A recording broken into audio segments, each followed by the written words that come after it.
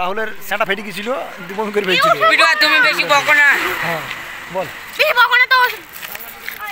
একবারে গিয়েছে, জল হয়ে গিয়েছে শরীর। রাহুল এখন তো গাইস আমরা সকাল সকাল বার হয়েছি মায়াপুর যাওয়ার জন্য। মুর্শিদাবাদ থেকে নদিয়ায় আমরা যাচ্ছি আর কি। তো আজকে 26 জানুয়ারি, সেখানটায় আজকে আমরা ঘোরার বেড়ানোর প্ল্যান করেছি। তো এই দেখুন অলরেডি পৌঁছেই গেছি। ওই দেখুন গাড়ির সামনে দিয়ে দেখা যাচ্ছে ছোট্ট করে মায়াপুরের ইস্কন মন্দিরটা। তো মানিক আছে আমাদের সাথে গাড়ির ড্রাইভার হিসাবে। তো আমরা এগিয়েই যাচ্ছি মায়াপুরের দিকে। তো আপনারা দেখতে থাকুন আমাদের এই সুন্দর ব্লগটি। তারপর এগিয়ে চলে আসলাম একটি হোটেলে গাড়ি লাগানোর পর পার্কে।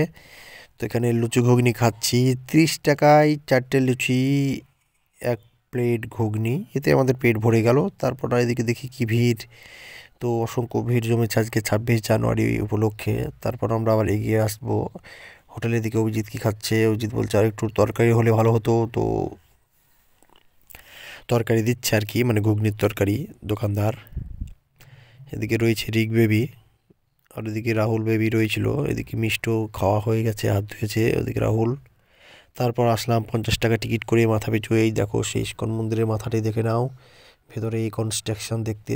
এই দেখুন এইগুলো শুধু দেখার মতন। 50 টাকা টিকিট কিন্তু আপনার ভালো না লাগতেও পারে। তো যাই হোক আমরা ঘোরাফেরা করছি এই জায়গাটায়। সোনাক্ষী এখানে গ্যালে দিচ্ছে, পল্লব এখানটায় ভিডিও তুলছে। তারপরে এই দেখুন খুব সুন্দর স্টাইলের জিনিসগুলো বানিয়েছে আর কি। তারপরে এই টিকিটটা রিক বলছে 50 টাকা টিকিট, একটু ভিডিওতে তুলে নাও। তো আমি তুলে নিলাম। এই দেখুন আমি এখানটায় আছি। ও গাইস এই দেখো ট্রাক্টর যাচ্ছে নিচ দিয়ে, চলে গেল খাবার টেবিল নিয়ে। ও গাইস আরেকবার ভেতরে এসে সুন্দরভাবে ভিডিওটা তুলছি। এই দেখুন তারপরে আসলাম কোথায় বলুন তো, সেই গরুর গৌশালায়। এখানে অসংখ্য গরু রয়েছে, দেখতে খুব সুন্দর লাগছে। তো তাদের অনেকে খাবার দান করছে, লাড্ডু মতন একটা কি খাবার গরুকে দিচ্ছে। এদিকে একটা আছে বিশাল হ্যাবার মতন গরু। তারপর বুঝতেই পারছো ঘোষের ছেলে, গরু না দেখলে তো হবে না, এক সাইড গরুর পর গরু দেখছি। এই দেখুন এইসব গরুগুলো দেখতে পাওয়া যায় না আমাদের এদিকে। তো দেখতে খুব সুন্দর লাগছে। তো দেখছি তারা সব খাচ্ছে, অসংখ্য লোক তাদেরকে দেখতে এসেছে।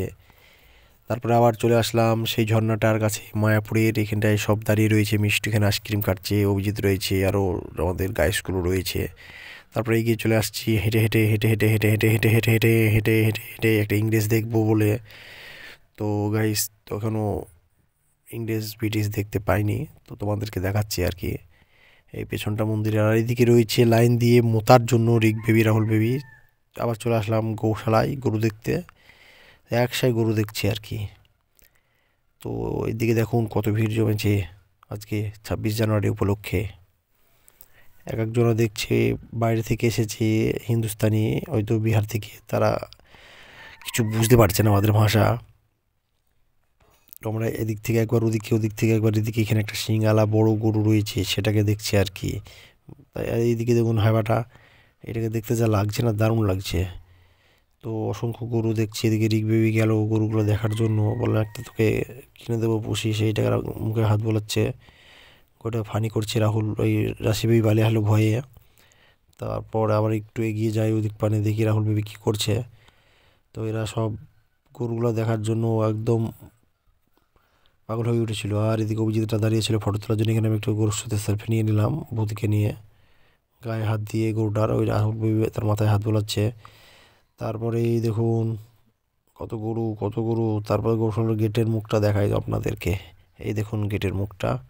তো এখানে টুকটুকি রয়েছে, আপনারা চলে যেতে পারেন মন্দিরের কাছে হেঁটে।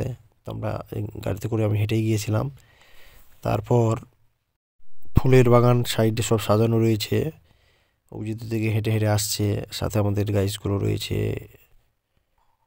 তারপর বেরিয়ে গেলাম, ঝালমুড়ি খেতে ইচ্ছা করছিল। তো 20 টাকা প্যাকেট ঝালমুড়ি আমরা এখানে খেয়ে নিলাম আর কি।